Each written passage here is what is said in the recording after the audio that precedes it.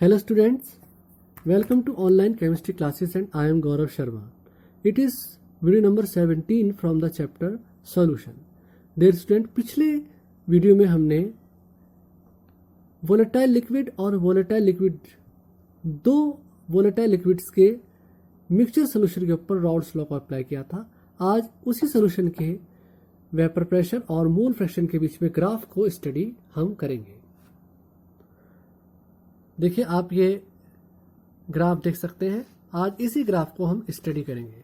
देखिए इस सॉल्यूशन में जो दोनों कंपोनेंट हैं सॉल्यूट और सॉल्वेंट्स, जिसको ए और बी से डिनोट किया है, ये दोनों ही वोलेटाइल लिक्विड है। अब सॉल्यूशन का जो टोटल वेपर प्रेशर है वो इनके इंडिविजुअल वेपर प्रेशर के जोड़ के बराबर है। ये बात हमने पिछली वीडियो में पढ़ ली थी। और राउल्स लॉ के अकॉर्डिंग जो ये इंडिविजुअल वेपर प्रेशर होगा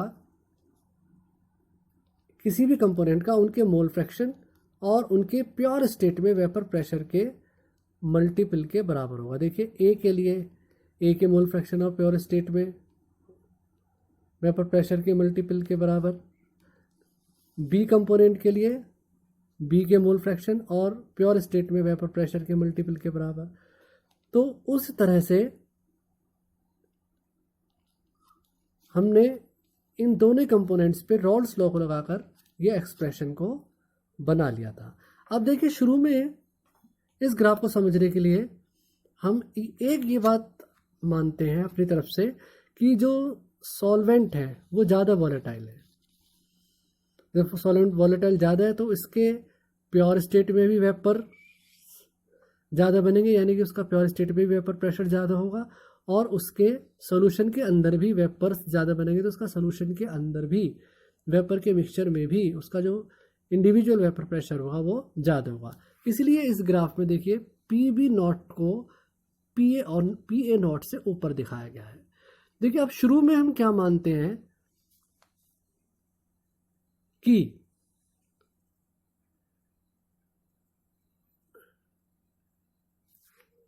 जो कंपोनेंट ए है उसका मोल फ्रैक्शन 1 है और जो कंपोनेंट बी है यानी कि सॉल्वेंट है उसके मोल फ्रैक्शन 0 है। तो देखिए अगर हम यहाँ एक्स ए की जगह 1 रख दें, एक्स बी की जगह 0 रख दें, तो पी ए की वैल्यू तो पी ए नॉट के बराबर आ जाएगी। तो ये पी ए की जगह आ जाएगा P A naught plus P B यहाँ पर 0 हो जाएगा क्योंकि एक्स बी को हमने 0 मान लिया। तो जो टोटल प्रेशर होगा वो पी ए नॉट के बराबर आ जाएगा। तो जो वेपर प्रेशर है वो पी ए नॉट के बराबर है। अब जैसे जैसे हम एक्स ए की वैल्यू को घटाते जाएंगे वैसे वैसे इस पी ए की वैल्यू कम होती चली जाएगी। देखिए जैसे जैसे एक्स ए की वैल्यू जो है वो घटती जा रही है वैसे वैसे ये ग्राफ नीचे की तरफ आता जा रहा है और आखिरी में एक्स ए की वैल्यू 0 हो जाने पर ये वेपर प्रेशर बिल्कुल यहाँ पर 0 हो गया है। और जैसे जैसे एक्स ए की वैल्यू घटती चली जाएगी वैसे वैसे बी के मोल फ्रैक्शन एक्स बी की वैल्यू 0 से 1 की तरफ बढ़ती जाएगी, तो जिस कारण पी बी की वैल्यू जो है वो बढ़ती चली जाएगी और ये ग्राफ ऊपर की ओर आता चला जाएगा। और आखिरी में एक्स बी के 1 हो जाने पर पी बी की वैल्यू पी बी नॉट के बराबर हो जाएगी। इस तरह से ये ग्राफ तो कंपोनेंट ए के लिए है, ये कंपोनेंट बी के लिए है और सॉल्यूशन मिक्सचर के लिए ये ग्राफ है। स्टूडेंट्स जैसे कि हमने अभी ये ग्राफ पढ़ा सॉल्यूशन के वेपर प्रेशर और मोल फ्रैक्शन के बीच में, ये ग्राफ ऐसे सॉल्यूशन के वेपर प्रेशर और मोल फ्रैक्शंस के बीच में है जिसमें दो liquid volatile liquid components present है, यानी कि सॉल्यूट और सॉल्वेंट दोनों ही वोलेटाइल लिक्विड्स हैं और ये वेपर प्रेशर उस सॉल्यूशन का वेपर प्रेशर है और ये मोल फ्रैक्शन उस सॉल्यूशन में उपस्थित उन दोनों कंपोनेंट्स के मोल फ्रैक्शंस हैं। अब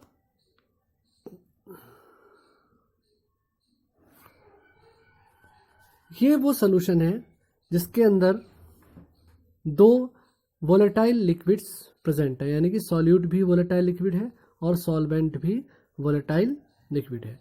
तो जिस तरह से लिक्विड सोल्यूशन में उन दोनों कंपोनेंट के मोल फ्रैक्शन होते हैं, उसी तरह से उस सोल्यूशन के ऊपर जो ये वेपर्स का मिक्सचर बनेगा उसमें भी उन दोनों कंपोनेंट्स के ये मोल फ्रैक्शंस कैलकुलेट किए जा सकते हैं। जैसे यहाँ पर ये x से सोल्यूट का mole fraction in the solution, उस तरह से यहाँ y हो जाएगा सोल्यूट का mole fraction in mixture of vapours.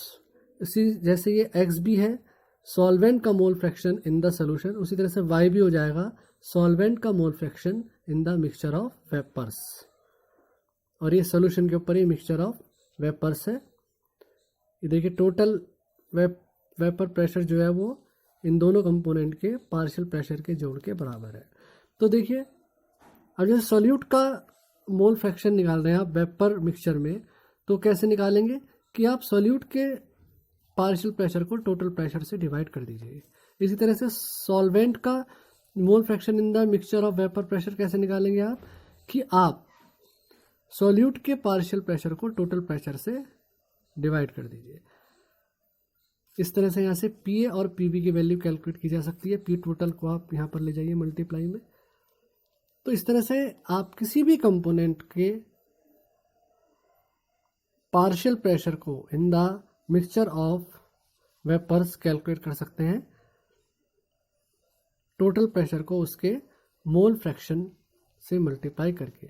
और वेपर प्रेशर में वेपर स्टेट में जो वेपर्स का मिक्सचर प्रेजेंट है उसमें किसी इंडिविजुअल कंपोनेंट का मोल फ्रैक्शन भी हम यहाँ से कैलकुलेट कर सकते हैं यदि उसके पार्शियल प्रेशर और टोटल प्रेशर की वैल्यू पता है। डियर स्टूडेंट्स, अब अगले वीडियो में हाजिर होंगे एक नए टॉपिक के साथ। Till then have a nice day.